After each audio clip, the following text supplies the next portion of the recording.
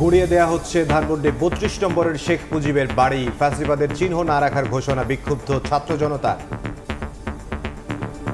পুরো পৃথিবীর জন্য এটা একটা শিক্ষা যে যেই স্বৈরশাসক হবে তার এই অবস্থা এমন হয়। স্বৈরাচারী হাসিনার যে কার্যকলাপ তার পরিপ্রেক্ষিতে জনরোষে আজকে এর পরিণতি। যখন আসনে বলবে তারা জানি অন্ততপক্ষে ফ্যাসিবাদ কায়েম না করে। এটা হিউম্যান নেচার, আমরা এটাকে কোনোভাবে এটা আমরা ছেড়ে দিতে পারবো না।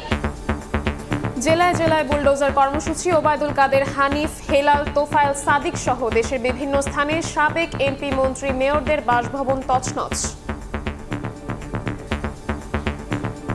আমাদের এই আন্দোলনটা হচ্ছে ফ্যাসিবাদকে আবার আরেকবার লাল কার্ড দেখানো। তাদের ভয়তে অনেকে খুলনা শহরে থাকতে পারতো না। ওবায়দুল কাদের বিগত 16 বছর পুরো বাংলাদেশের মানুষের উপরে নির্মম অত্যাচার করেছেন। আমাদের কথা বলার অধিকার, আমাদের ভোটাধিকার এরা কেড়ে নিছে।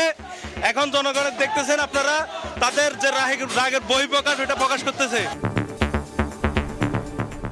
দেখছিলেন প্রধান শিরোনাম। দুপুরের সময় সঙ্গে আছে আমি ইমদাদুল হক এবং আমি শবনব নিবিড়।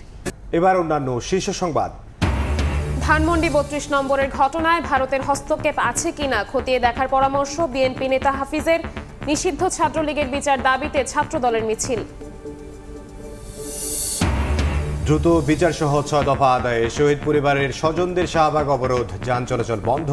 কোটাধারী ৬,৫০০-এর বেশি প্রাথমিক শিক্ষক নিয়োগ বাতিলের প্রতিবাদে বিক্ষোভ। যানজট কমানোর আশায় রাজধানীতে চালু হলো কাউন্টার ভিত্তিক বাস সার্ভিস। বিভিন্ন রুটে চলবে ২১ কোম্পানির ২৫০০-এর বেশি গোলাপি রঙের গাড়ি।